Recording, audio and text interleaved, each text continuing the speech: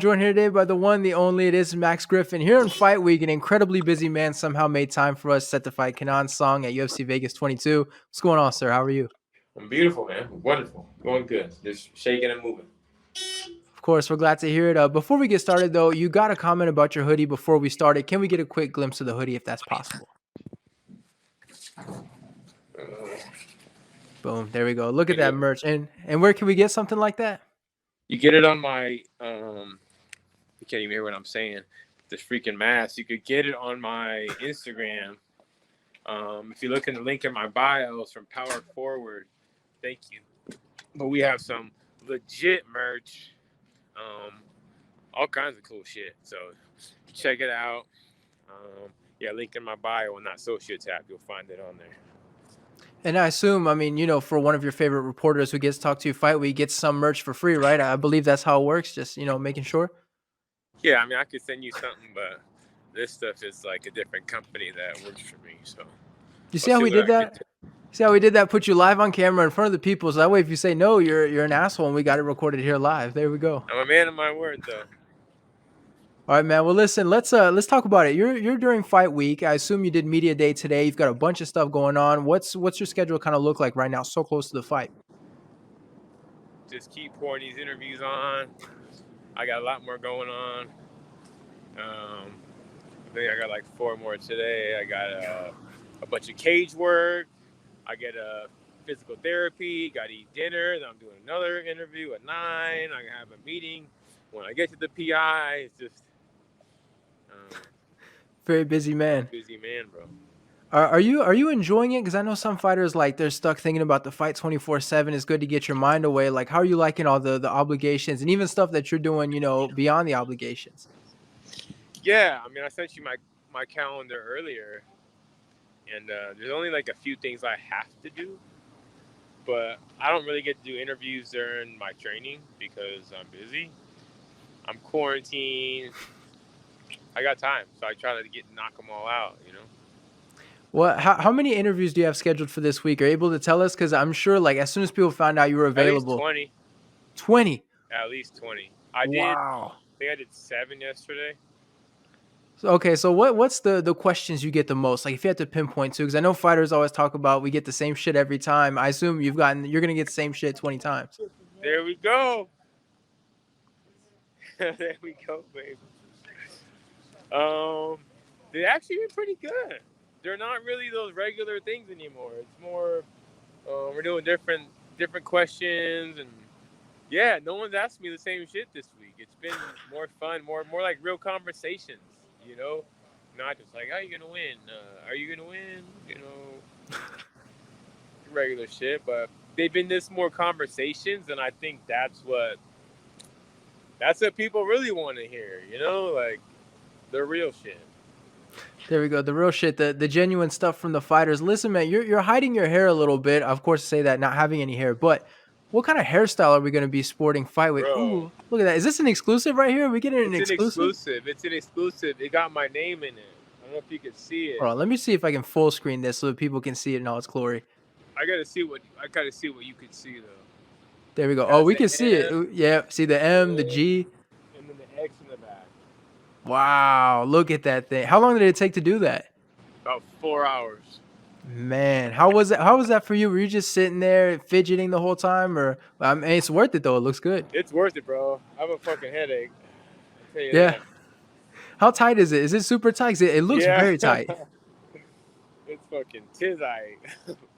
I just now don't have a headache. Like, my shit was like pulled back, bro. And I do have to ask, because I think you put it on Instagram, but do you have a tattoo of Ramiz Brahimaj's ear on you? Yeah. Is that a real thing? Yeah, I'll see if we can see it.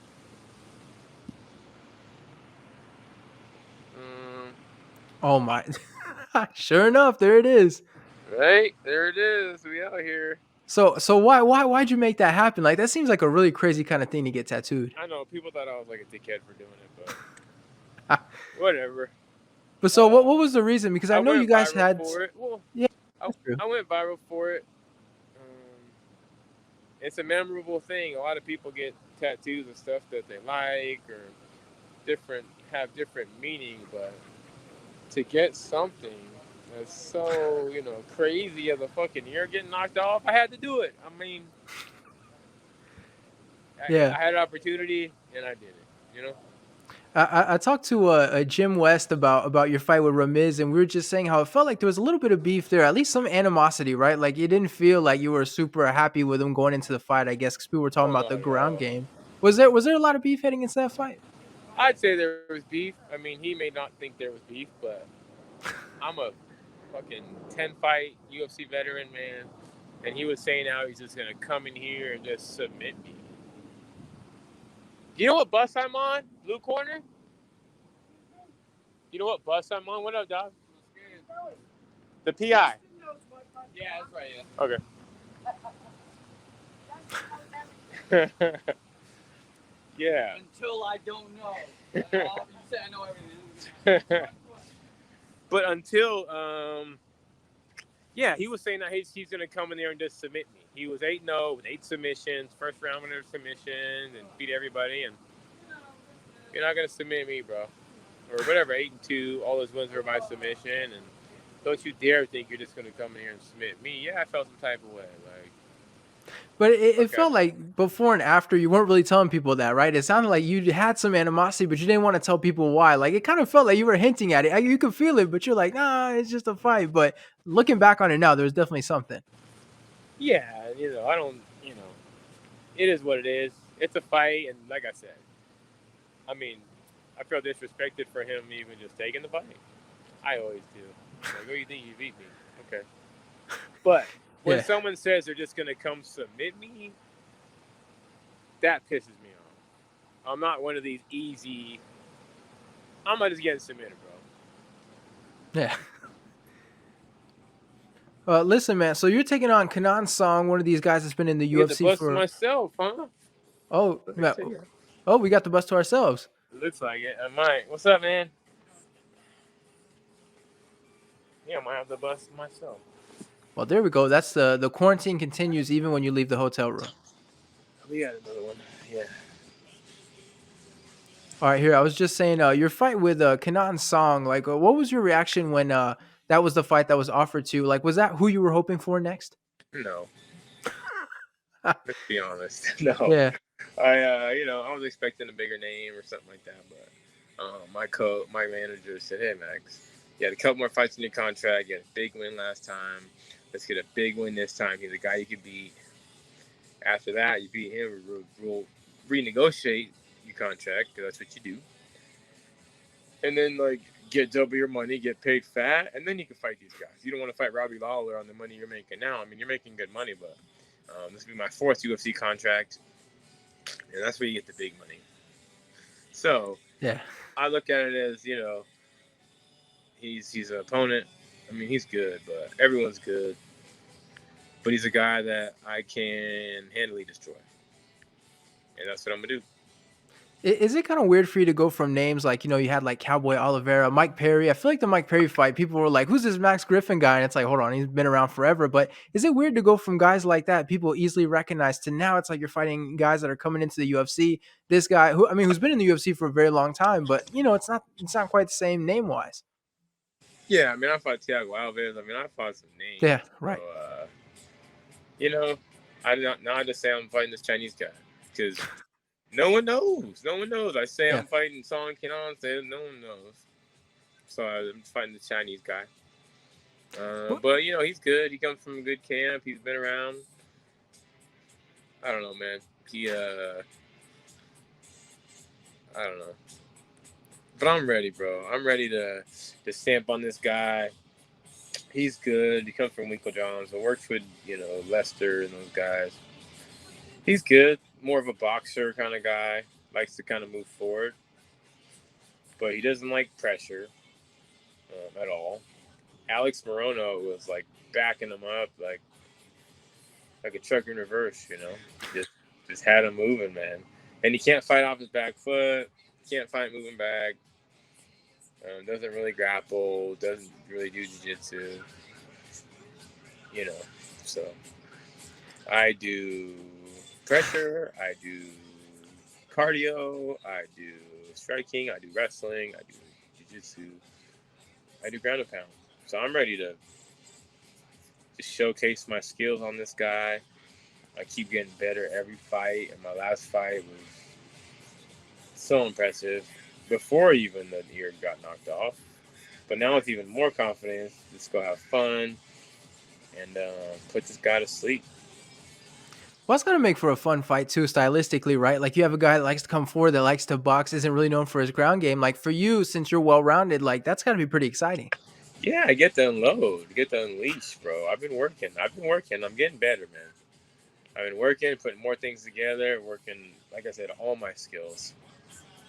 Really working my wrestling, really working my jiu-jitsu, really working my striking, working my cardio, working my mind, working my brain, working my lungs.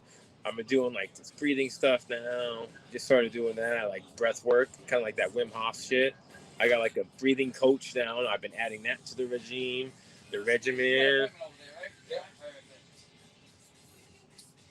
Yeah, so I'm getting better and I'm ready to shine. I'm ready to shine, bro.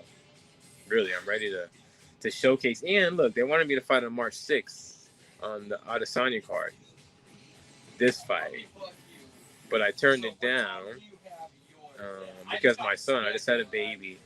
Oh, congratulations. Thank you. He was gonna be born the 19th of February, so it's too close to March 6th. He ended up being late. Ended up coming 227, so he came like fight week of March 6th. So I couldn't have just been gone like that. I wanted to be there for him. So I said, hey, I like the guy. I like the opponent.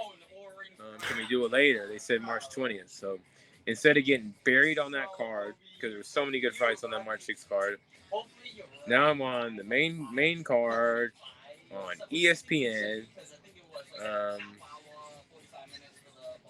Dude, it's great. It's such a gift. It works out. Do you feel like you have a lot of hype heading into this one, considering the past performance? Like I feel like going viral and stuff, a lot of that has to carry over to this fight, right? Yeah, man. I mean, I'm getting a lot of looks, and these odds are climbing like no one's business. I remember I was like minus 125. Now I'm up to minus 195. So they know something.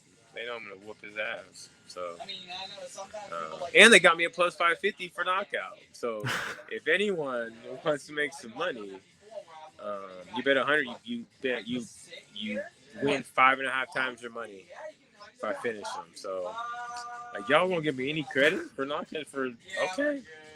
I mean, I felt bad about the one on the straight line, the 195. Like you're not really gonna make that much, but the plus 550, that's worth the bet. So just for those money guys out there. So what are you saying? Bet your stimulus dollars on Max Griffin winning by knockout. On the Max Jimmy, put it on the Max, put it on the victory, put it on the knockout. This guy, he wants to fight, so we're gonna engage. He says he wants to fight. We'll see. I don't think he could take my power. I just don't see it. If I hit too hard right now, I'm fucking vicious. I'm vicious, and I know I'm vicious. I severed someone's shit off their body with a punch and an elbow. You don't want to get punched by me. I mean, I hope you wouldn't want to. I wouldn't want to get. If the last guy, if I fought a guy and the last guy he fought, he punched an ear off and then knocked it off with an elbow, I probably wouldn't want to engage with the guy. But Yeah. We'll see what happens. And he had his reach isn't too long. 71. Mine's almost 77.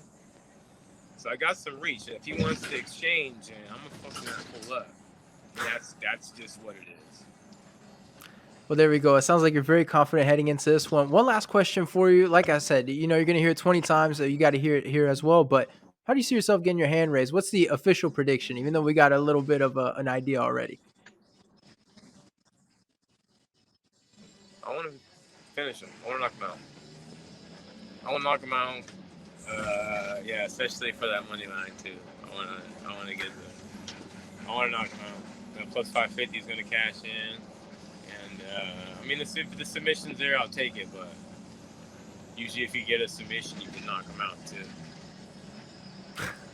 All right. So, well, there we go. Well, yeah. This is my prediction: first round knockout. But if he runs, like doesn't try to engage, second round knockout. All right, well, there we go. Well, thank you so much for the time, Max. I really appreciate it, especially so close to the fight. Like, I know it's a little bit tight, so I really appreciate you, man. Yeah, bro. No, thanks for working with me, and it's always a pleasure.